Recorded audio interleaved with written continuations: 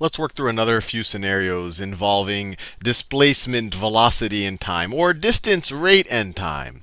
So over here we have Ben is running at a constant velocity of 3 meters per second to the east. 3 meters per second to the east. And just as a review, this is a vector quantity. They're giving us the magnitude and the direction. If they just said 3 meters per second, then that would just be speed. So this is the magnitude. Magnitude is 3 meters per second, and it is to the east. So they are giving us the direction. So this is a vector quantity, and that's why it's velocity instead of speed. How long will it take him to travel 720? How long will it take him to travel 720 meters? So let's just remind ourselves a few things. And I'll do it both with the vector version of it, and maybe they should say, how long will it take him to travel 720 meters to the east? To the east, to make it clear that it is a vector quantity, so that it's displacement as opposed to just distance. But we'll do it both ways. So one way to think about it, if we think about just the scalar version of it, we said already that rate, or speed, is equal to the distance that you travel over some time. I might write t there, but it's really a change in time. So sometimes some people would write a little triangle, a delta there, which means change in time. But that's implicitly meant when you just write over time like that. So rate, or speed, is equal to distance divided by time. Now, if you know, they're giving us in this problem, they're giving us the rate. If we think about the scalar part of it, they're giving us the rate. They're telling us that that is 3 meters per second. And they are also telling us the time. Oh, sorry, they're not telling us the time. They're telling us the distance, and they want us to figure out the time. So they tell us the distance is 720 meters. 720 meters. And so we just have to figure out the time. So if we just do the scalar version of it, we're not dealing with velocity and displacement. We're dealing with rate, or speed, and distance. So we have 3 meters per second is equal to 720 meters. 720 meters over some change in time. Over some change in time. And so we can algebraically manipulate this. We can multiply both sides times time. Multiply both sides times time. Multiply time right over there. And then we could, if we wanted, well, let's just take it one step at a time. So 3 meters per second, 3 meters per second times time is equal to 720 meters. Is equal to 720 meters. Because the times on the right will cancel out right over there. And that makes sense, at least units-wise, because time is going to be in seconds. Seconds cancel out with the seconds in the denominator, so you'll just get meters. So that just makes sense there. So if you want to solve for time, you can divide both sides by 3 meters per second. So divide both sides by 3 meters per second. 3 meters per second. And then the left side, they cancel out. On the right-hand side, this is going to be equal to 720 divided by 3 times meters. That's meters in the numerator. And you had meters per second in the denominator. If you bring it out to the numerator, you take the inverse of this. So that's meters. Let me do the meters that was on top. Let me do that in green. Let me color code it. So 720 meters. And now you're dividing by meters per second. That's the same thing as multiplying by the inverse, times seconds per meters. And so what you're going to get here, the meters are going to cancel out. And you're going to get 720 divided by 3 seconds. So what is that? 720 divided by 3. 72 divided by 3 is 24. So this is going to be 240. This part right over here is going to be 240. And it's going to be 240 seconds. That's the only unit we're left with.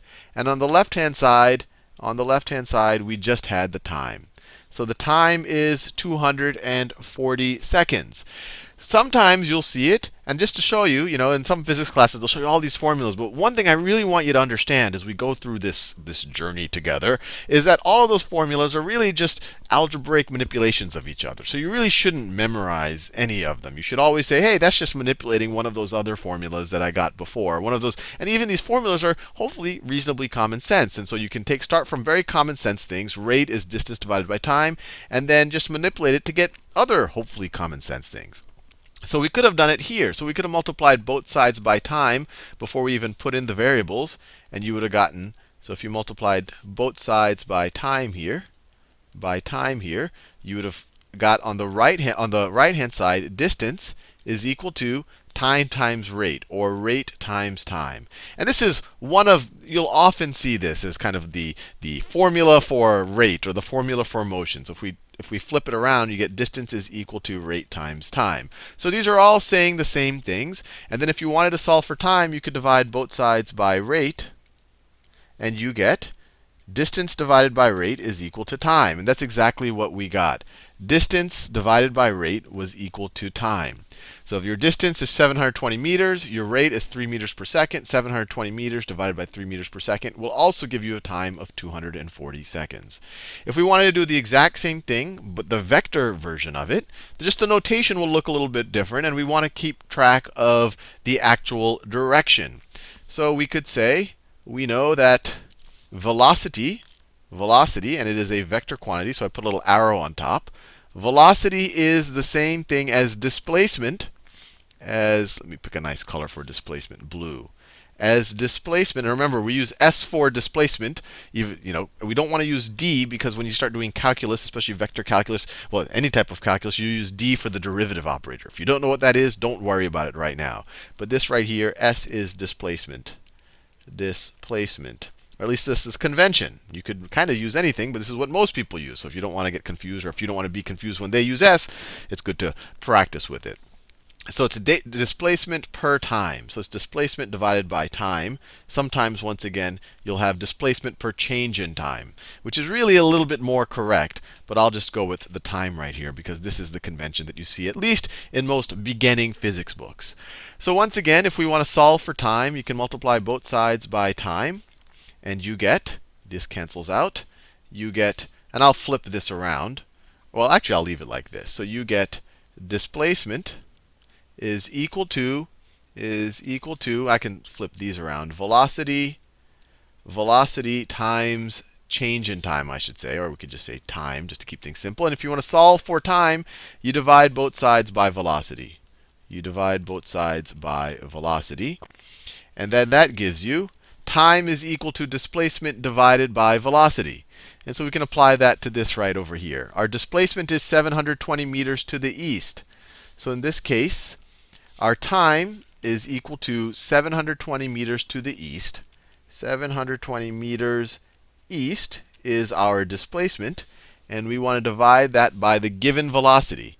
Well, they give us the velocity of 3 meters per second to the east. 3 meters per second to the east. And once again, 720 divided by 3 will give you 240. And then you have, when you take meters in the numerator and you divide by meters per second in the denominator, that's the same thing as multiplying by seconds per meter. Those cancel out, and you are just left with seconds here. One note I want to give you. In the last few problems, I've been making vector quantities by saying to the east, or going north. And what you're going to see as we go into more complex problems, and this is what you might see in typical physics classes or typical books, is that you define a convention. That maybe you'll say the positive direction, especially when we're just dealing with one dimension, whether you can either go forward or backwards, or left or right. We'll talk about other vector quantities when we can move in 2 or 3 dimensions. But they might take some convention. Like positive means you are moving to, maybe you're moving to the east, and maybe negative means you're moving to the west. And so that way it'll make, well, in the future we'll see it'll make the math will produce the results that we see a little bit better. So if this would just be a positive 720 meters, this would be a positive 3 meters per second. And that implicitly tells us that that's to the east. If it was negative, it would then be to the west. Something to think about. We're going to start exploring that a little bit more in future videos. And maybe we might say positive is up, negative is down, or who knows. There's different ways to define it when you're dealing in one dimension.